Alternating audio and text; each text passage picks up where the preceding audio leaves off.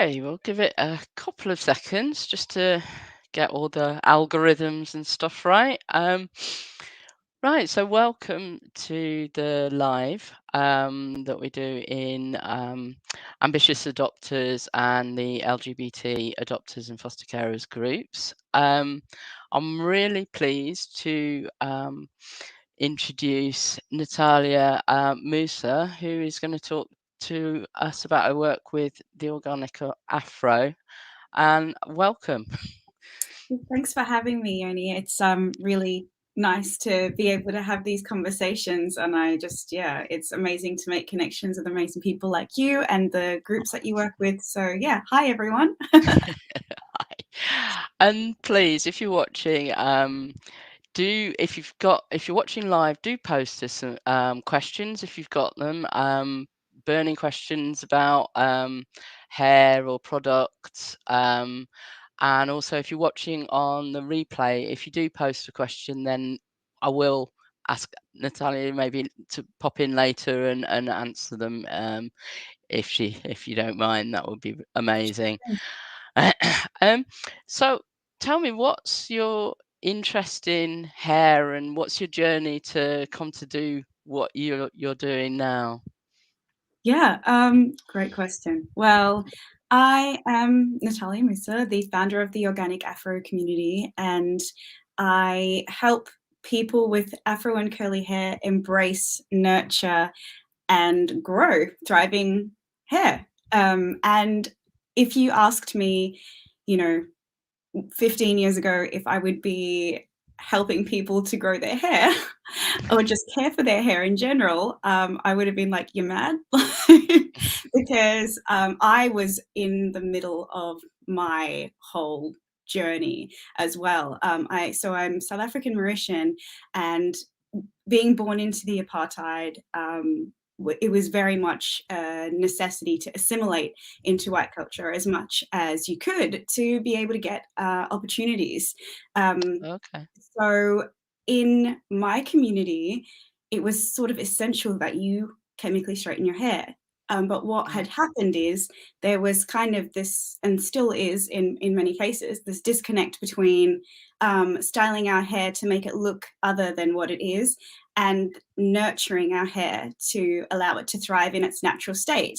So I really hated my hair because when I was when I was like 8 years old, or 6 or 8 years old, my grandmother, and I just saw the shock on my grandmother and my mother's faces because my hair had changed. I had quite loose curls, and when I mm, was starting to go into puberty, my hair completely changed. And I just remember them being so worried and saddened that I had this full afro of hair, and they didn't know what to do with it. So they did what they knew, and they put chemicals on my hair from a very young age. And that was all I really knew, as what I need to do with my hair. It was always focused around getting it as straight as possible because that was mm, easier. However, we didn't really know what to do with my hair. And even though my mum has quite similar texture to me, we have, very coarse and tight curls, especially when we don't moisturize it and things like that. So it just became this overwhelming extension of me, and I was really sad that I had been given this hair, and I wanted to take a pill to make it grow mm, straight forever instead of having to like keep on putting these chemicals on it. And then when I was 16, 17, I was, in an existential rebellious phase, and I just looked at myself in the mirror because I was doing this really, I guess, nerdy thing, where I was actually figuring out where I spent all my time, because I was like getting into, the Western Australian GCSE equivalent.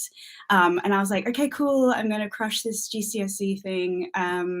Where am I spending my time? Like, I need to like structure my time properly because everything would get overwhelming. And mm, I looked in the mirror and I was like, why am I spending so much time on making my hair other than it is? And then why do I hate it so much? Why do I hate this thing that naturally grows out of my head, that's taken millennia, millions of years to actually develop the genetics that I have today, that's been passed down from my ancestors? Like, why is there so much shame and hate and disgust around this thing that is just so natural? And just a part of me. And I started like just really trying to figure out what it is. And I then figured out that it was really to do with my whole upbringing, with racism, with oppression, with apartheid, anti-blackness, like that whole gamut of things, that really triggered this self-hate, which is what it is when I really reflect on how I was feeling. It was really self-hate, and it really spread into other areas, of my sense of self as well. So yeah, like I was in that journey, and it took a really long time, because this was before YouTube. And blogs weren't really a thing. I think I was still using Alta Vista as my search engine, and I would find books on black hair care, and I found that most of the books were actually about styling it to look straight, rather than what's going to help my hair thrive on its own. So yeah, basically I just spent a lot of time looking into this, and I was wondering, other people must feel the same way as me, but there was no one in my community who would actually undergoing the same kind of thought patterns or experience in wanting to get to know their natural hair. And in fact, people really looked at me like I was crazy, like, it's just a phase, like, what is she doing, like, she should just do something with that hair. And like, even my parents were just like, what is she doing now? Like when will this end? And it didn't end. I kept on investing more time and energy and like reading, and so I moved overseas, and I opened a group on Facebook called the Organic Afro Community. That was about 8 years ago, because I realized that there's actually our hair and our biology changes all the time, and it depends on where you're living and what your lifestyle is. There are so many factors, and as we age, we change anyway. So like, I realized that this journey is actually it's a continuous journey.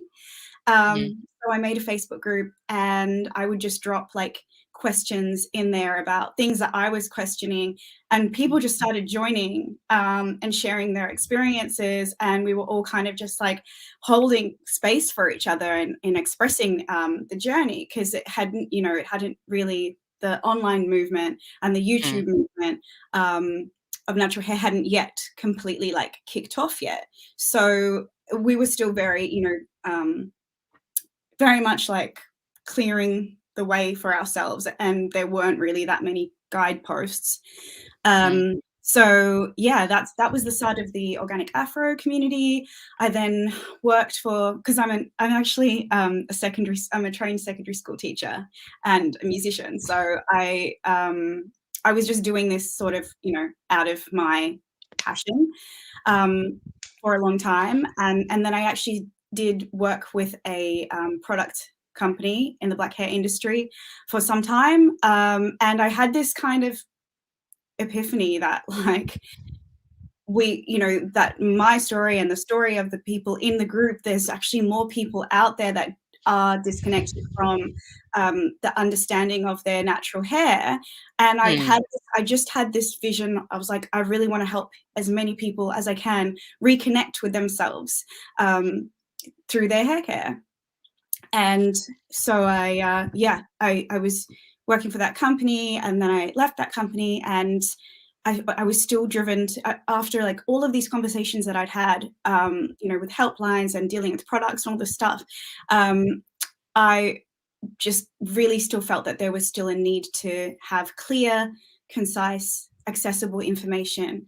And that's really where, all the, the masterclasses and the programs, and now the Organic Afro Circle really comes in, because we learn better when we learn together, and we can individually and collectively heal by accessing materials together and sharing our experience of those. So yeah, that's that was something that was always on my mind. But then when the pandemic hit, I knew instantly that a lot of people aren't going to be able to access their salon or their Mm. hairdresser.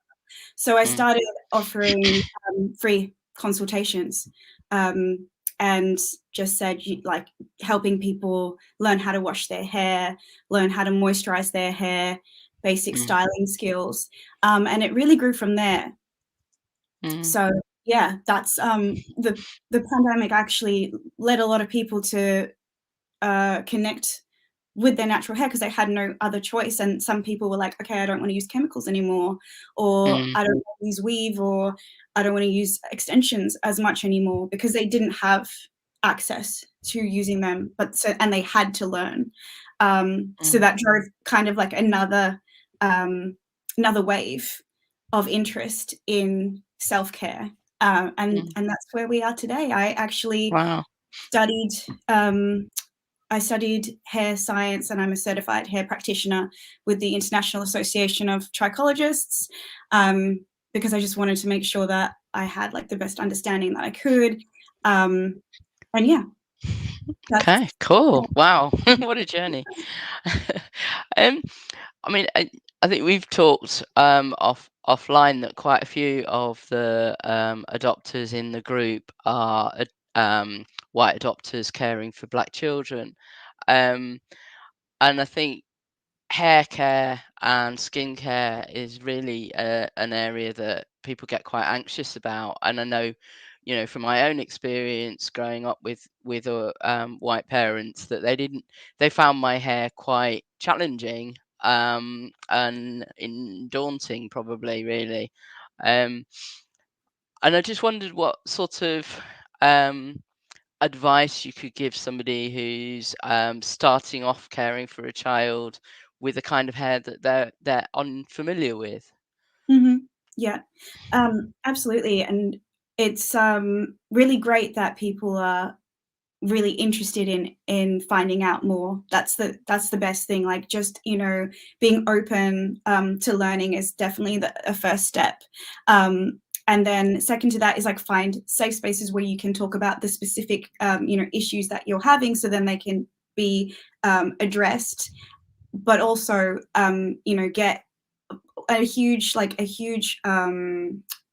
kind of pillar for me is really getting natural products, because unfortunately, a lot of the products out there, and especially the products in black hair care, are often full of horrendous toxic chemicals that Okay. have been linked to health issues within the black community. So it does, like, going from bare essentials, like obviously you need to be washing your child's hair, even though some people say, oh, don't wash the hair. But yeah, regularly washing the hair is essential. But making sure that you're not using these toxic chemicals will be really essential to their health, because there have been studies showing that 89% of the products out there have these chemicals in them that are linked to things like more aggressive breast cancers and fibroids and early onset. Gosh. I forgot what the name of it is. I can't remember the scientific term, but it's early onset of menstruation in black girls. So Wow. if we can make sure, like, the biggest thing is, yes, definitely make sure that you're washing the hair regularly, and also using nourishing products. You don't need to wash the hair as often as someone, if you have straight hair and you need to wash your hair every day, you probably won't need to do that with your child's hair. So just having like a regular pace of washing their hair, keeping it moisturized, once again with natural products, learning those steps, and they're really like just tiny little things, like making sure that you're combing from the bottom up and making sure that the hair is moisturized before you're combing it out. And that will help you when it comes to the actual washing of the hair as well. Otherwise, it can get really tricky if you go in, get in the bathtub, let's get the shower on. Like it can end up being very a very difficult process if we're not taking the correct steps to providing the care that the hair needs. So yeah, like with washing the hair, for example, if you're just getting used to it, you can start off with, twice a month. You can start off with that as a base of like, I'm going to wash my child's hair twice a month, but you're going to do it like really, really well, and you're going to be focusing on the scalp rather than the whole hair. The length of the hair, because that will help to clean the scalp and won't remove it won't strip the natural oils as much out of the shaft. So there's basically the basis of hair care is pretty much pretty similar on the foundational levels, but what it really comes down to is the fact that the structure of the hair doesn't allow for oils to spread as easily, so it can become dry and brittle very easily. So you want to be moisturizing every time you wash the hair. You need to use a conditioner, like, you need to do a shampoo and then you need to do a conditioner. Some people say don't use a shampoo. I really don't advocate for not using a shampoo, because conditioners are not developed to remove the oils as well as what the shampoo is actually formulated for. And you can get really great moisturizing shampoos out there as well that aren't going to be so stripping of the oils, and you'll be able to feel the difference.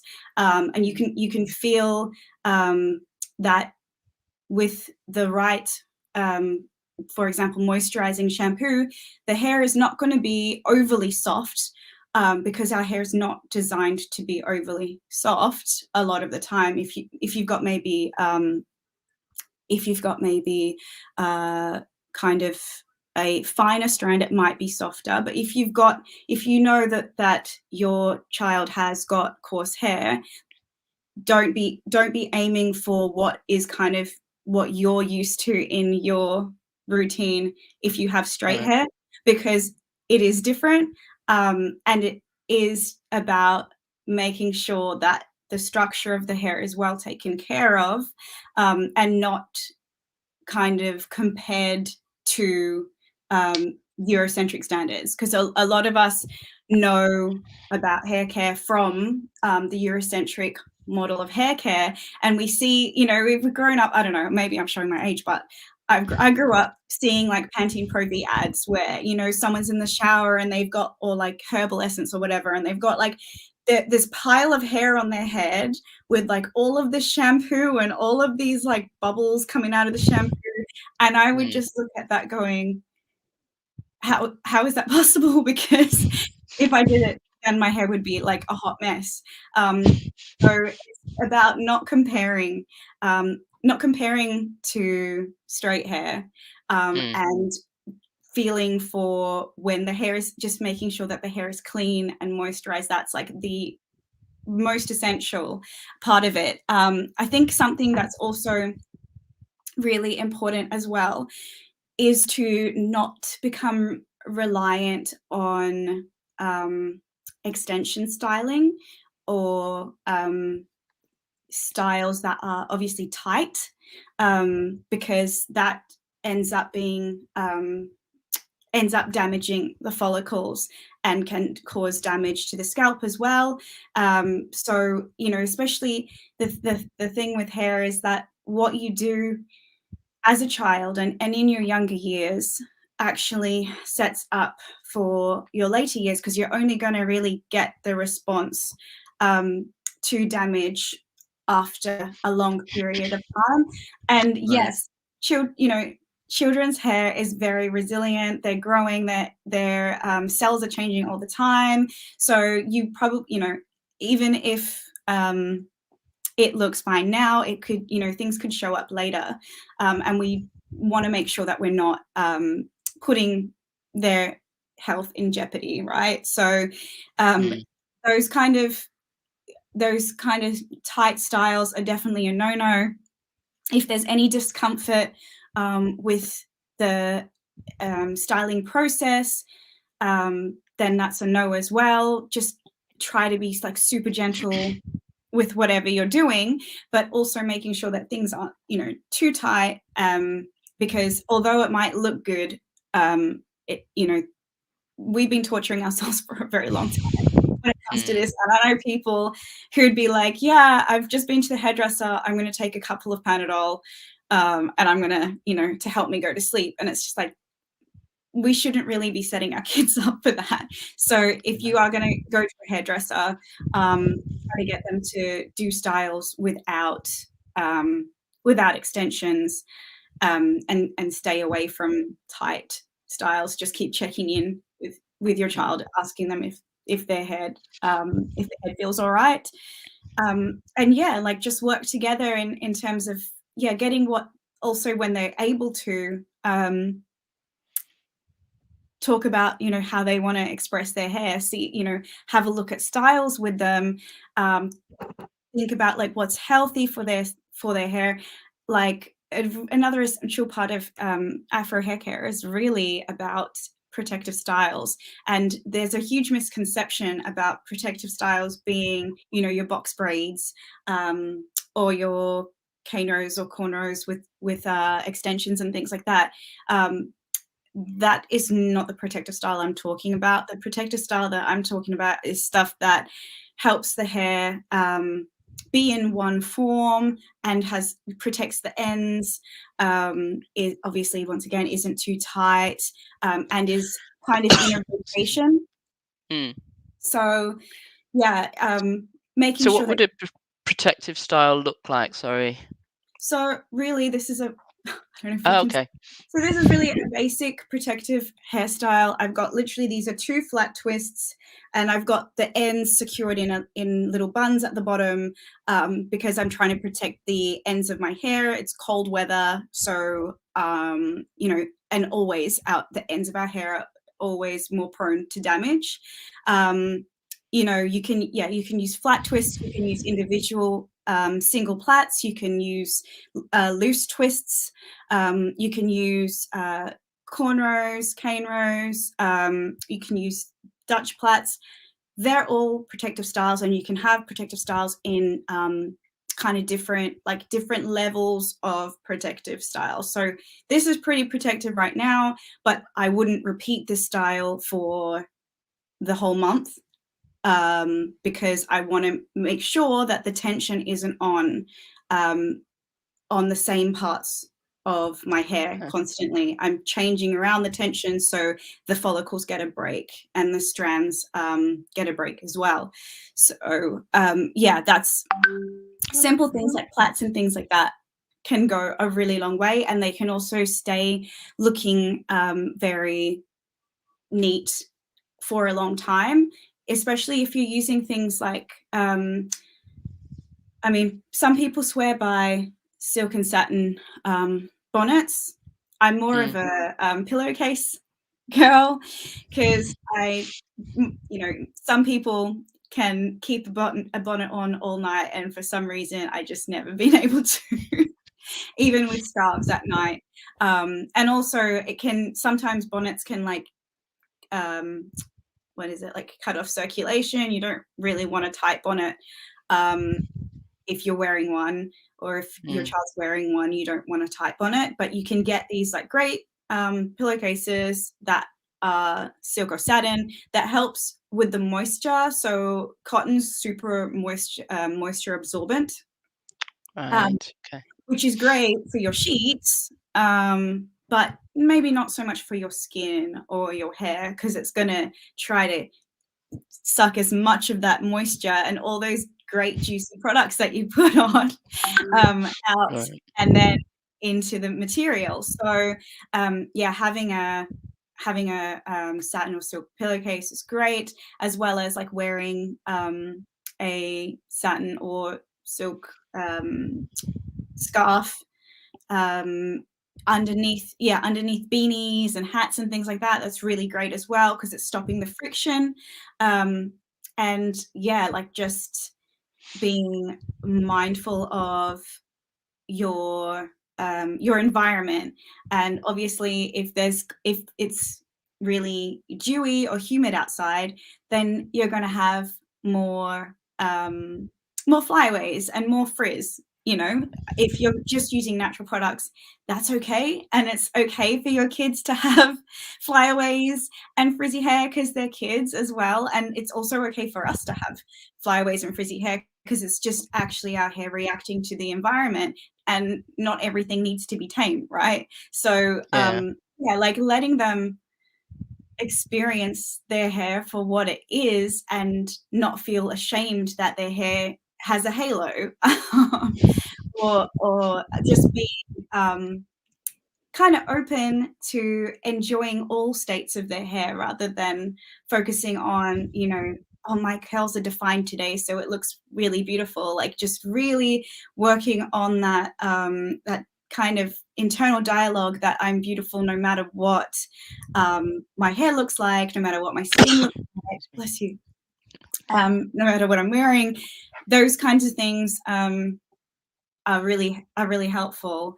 And I guess not, yeah, if it's just like this is this natural thing that, you know, there's no question about it. It's just like, yeah, my hair's beautiful. Like that will help, Mm. especially because if there are interactions that are sort of unwanted interactions or exchanges, because kids will be kids, and they're Mm. not always the nicest to each other, they can have that internal dialogue that will be automatic. Like, actually, my hair's beautiful. Actually, I'm beautiful. You're wrong.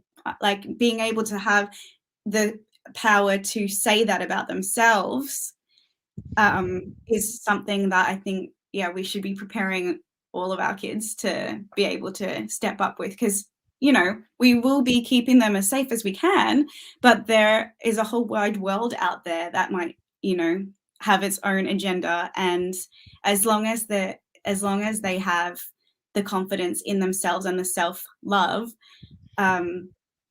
aspect, then whatever someone says is just ridiculous. Like, I remember Yeah. someone saying to me, like, obviously there's been loads of different comments about my hair, but this is like, I don't know, only a few years ago.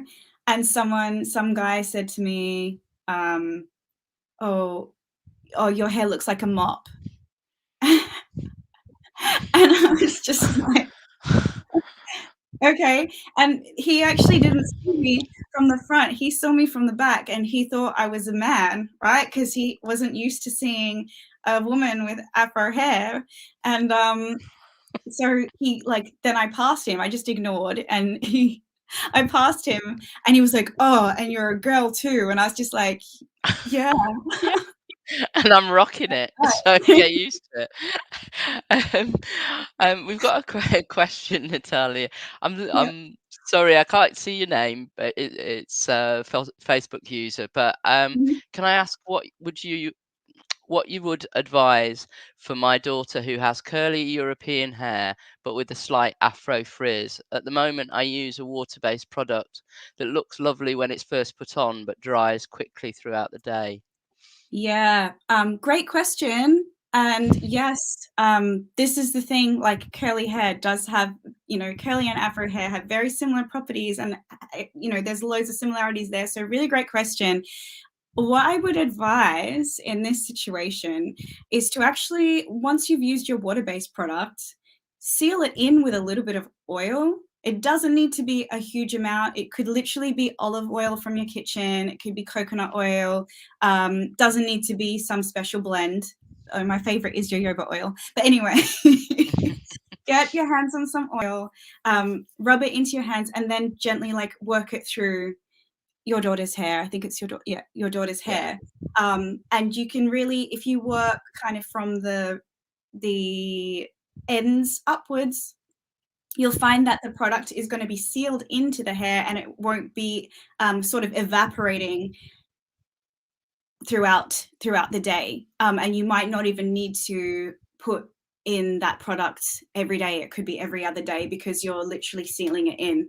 And it also helps you save product as well, because it's not just evaporating, and you won't be needing to use it all the time. So definitely try that. And I'd love to hear what's Absolutely. the How that results. works. Oh, amazing. I'm going to ask you a hard question, I think, because it's certainly something I'm aware of with my girls and partners, grandchildren, swimming. When kids go swimming, Yeah. any advice on that? Because I know when Yeah. my kids were little, that was a bit of a nightmare. Yeah, this is a question I get asked a lot, especially like with school aged, because they've got to go for swimming lessons, Yeah. and that can be a huge challenge. The best thing, really, is if you can. There's a thing called swim cap, and there's also other versions. They're kind of bigger versions of the normal swim caps that we see, that can kind of fit all of our hair in, and that's great. However, if you don't have that, and if you want to even add this step before you put the swim cap on, even, you can either put in a conditioner to the hair. So just even if the hair is in single plaits, or it's in 2 Dutch plaits, whatever, you can just, like, over the top, you can put a conditioner over the hair, or an oil over the hair, and that will help to create a barrier between the hair and the chlorinated water, because we know chlorinated water is going to dry your hair out even more. So we want to create a barrier, and you can create a physical barrier by wearing the swim cap, and you can make a chemical barrier, because I'm saying chemical, but it's not toxic. We're not talking toxic chemicals. We're talking a chemical barrier using an oil or a conditioner.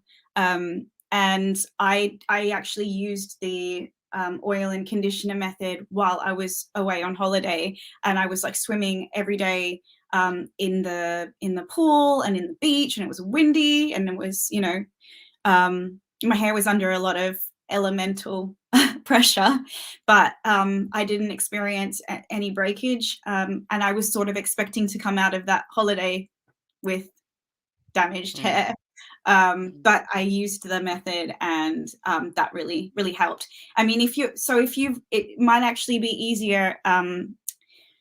This is kind of how, like, the protective styles of the the camos and the single plaits and stuff come in even more useful, because you can then keep them back, and they're not going to be moving around so much in the water, not having friction with the chlorine working its way in, just keeping the hair kind of all together and protected. Then after they've been swimming, to then do a rinse out that night. I mean, if your hair has been in the water with the chemical kind of barrier, then you should rinse it out afterwards, like, if you can, at night. Just in general, getting chlorine off hair and skin is, like, pretty essential after you've been swimming. But then again, if you're wearing the swim cap, then you won't have to wash the hair. So then you're cutting down on the wash time, and you're cutting down on manipulating and managing the hair that way. So there's a couple of different brands, but swim cap's pretty good. Right. Okay. Um, I wanted, and this is a big question, and I know you might not be able to answer it completely, but people get quite anxious about what product to use in what circumstance, and have you got any thoughts about and I know there's different kinds of hair which needs different products, but Mhm. are there particular brands or places to go where people can Mhm. find out a bit more about what are the best things to use Yeah, on the well, kids' I've hair? actually got a PDF that I'm more than happy to share with everyone in the comments after we finish the live. Brilliant. What I really, like I said before, one of the pillars for like my hair care system, for example, is focusing on natural products of higher quality so that we don't have to use as much of the products and they're not going to be detrimental to our health in the short or long term. Generally, if you've got finer hair, you're probably not going to, like, if you've got less density, so you don't have as many follicles, and you've got finer hair on your child's head, then you don't really want to be holding it down too much with things like butters. So the thicker products might not work as well in terms of letting the hair kind of be alive. You might want to be focusing more on lighter oils. You might not even need to use moisturizing cream if you've got, if your child's hair's got a thinner strand, then you might not need to use like all of the products, but an oil would be useful. Then if you've got really really dry coarse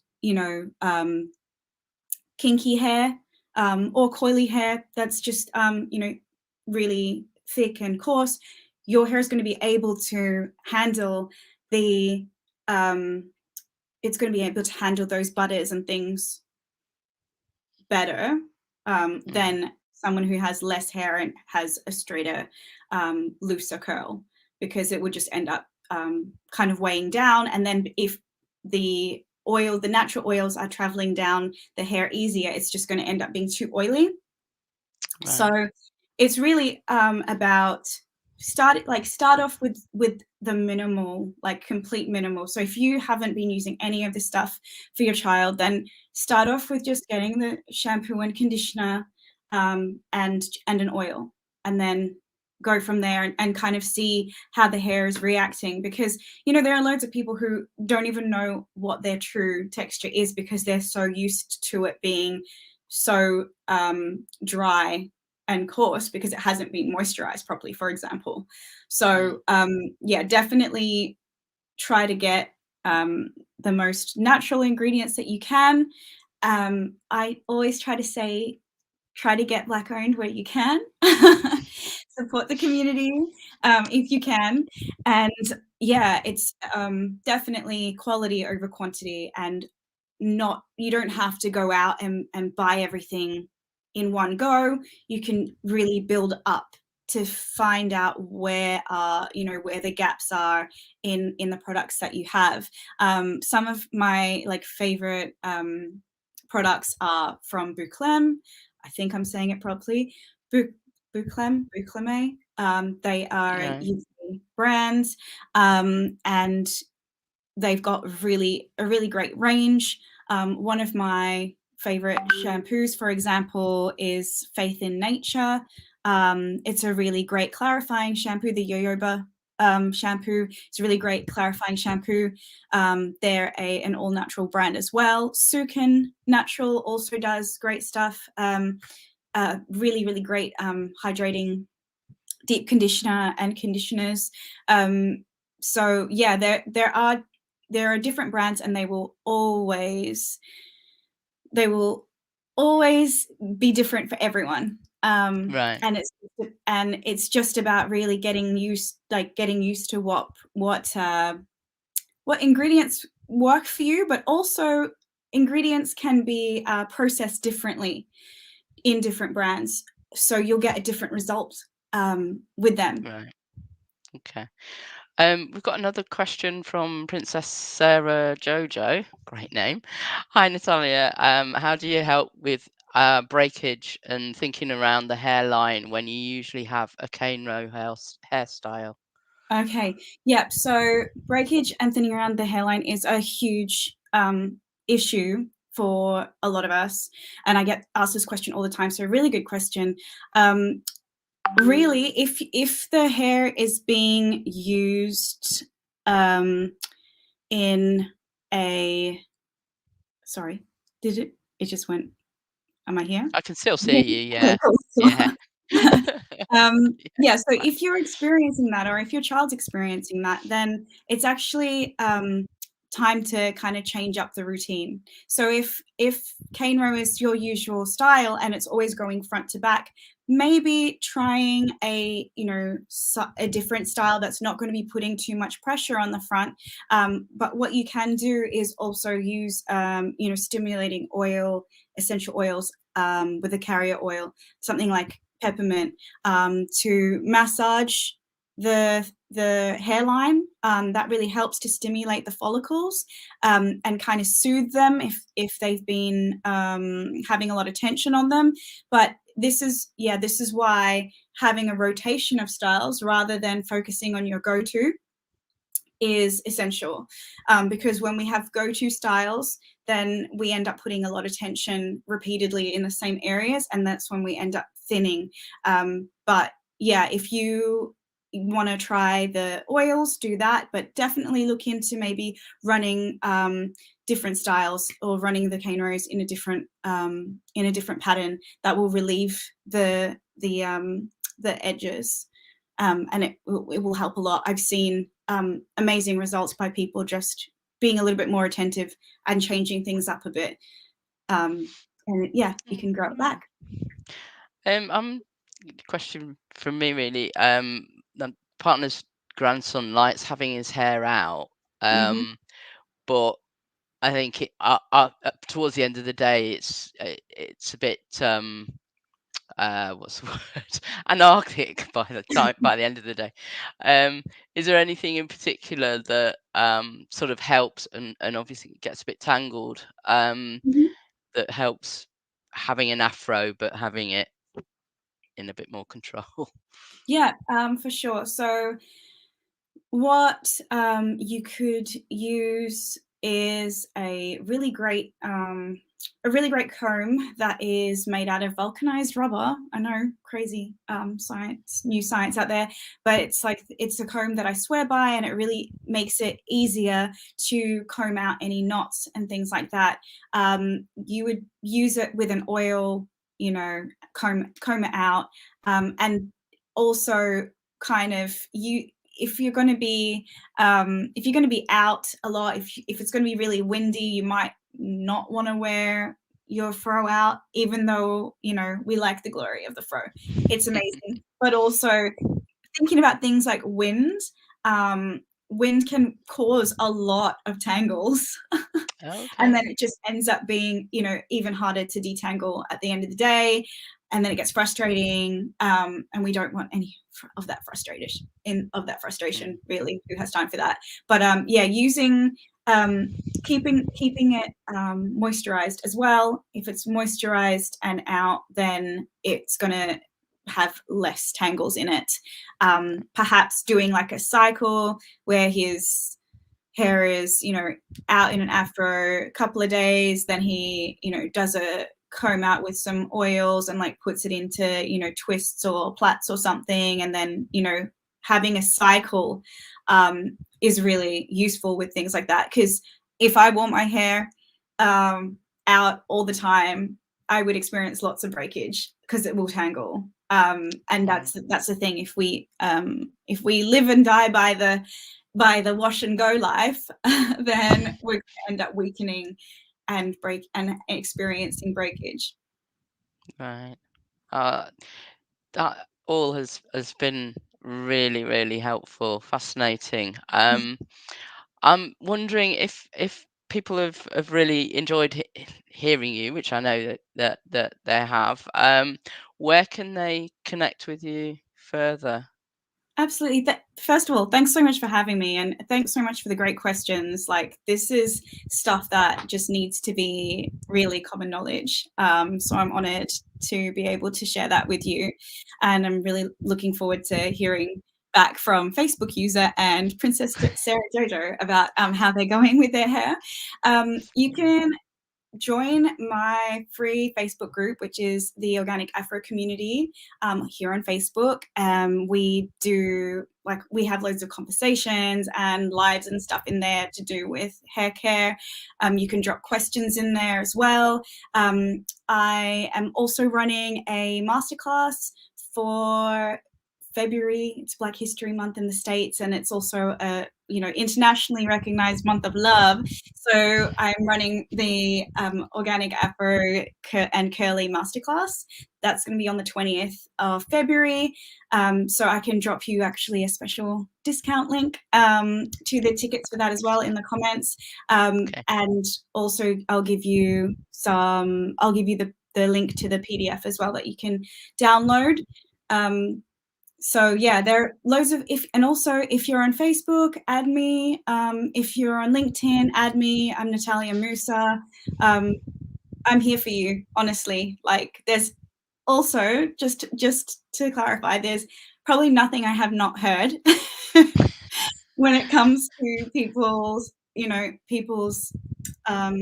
disconnection with their hair care. That's what I'm here for. Like, I know it's a hard learning curve. So yeah, don't ever worry about saying something wrong, or don't be embarrassed about any of this stuff, because no one is born knowing anything. No, absolutely. Elena said, "I'm so sorry to have missed most of your talk. I'll try and come to the masterclass." That And would be great. this will be, people will be able to watch it in their own time and in the group as well. So thank you. And just to say, what what I'm doing next month as well is we've got a masterclass on introductions for adopters, planning introductions. I'm working with Keely Craw, who's the play therapist, and we're just talking about how to plan and work with your local authority to do introductions for your child when before they move in, and that's on the 17th of March. So hopefully anyone who's at that stage, or if you're not but you know somebody who is, do invite them into the group so that they can get more information about that. So thank you so much, Natalya. I have no doubt that we will see you again. So thank you very much, and look forward to seeing more of what you're doing. It's great. Oh, thank you so much for having me. Honestly, anytime. What you're doing Thank you. is so necessary and so brilliant. And I just love your work. And thanks for everyone watching. If you're hitting the Yeah. replay, hi. Thanks for watching as well. We're here for you, and I can't wait to come back. Thank you so much.